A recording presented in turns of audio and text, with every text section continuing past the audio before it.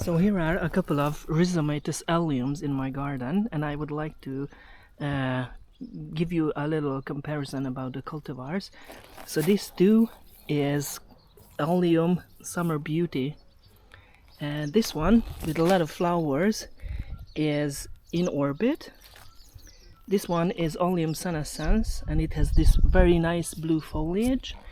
And this one is Millennium with a lot of flowers. And this one, this really small one, is Angulosum, but it's not going to flower yet because it's too small. So what I know about these alliums, they have rhizomes instead of bulbs like normal alliums, and this is because they flower later in the summer, usually at end of July, starting till end of September or October. But they have a little problem with them. So you see these seed heads, and they can become weedy in your garden because they all set seed, and they usually the seeds have a very good germination rate.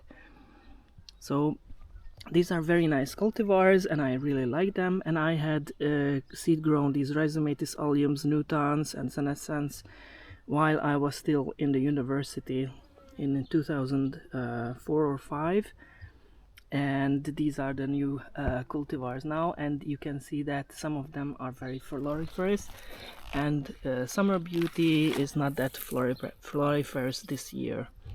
I don't know what happened because they were planted at the same time, and we will see next year. If this stays, then Summer Beauty should not be grown as widely as the others, because look at this, it has flowers from each stem.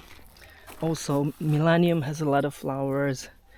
So that was just a little comparison about Rhizomatous alliums. Thank you for your attention. See you next time. Goodbye.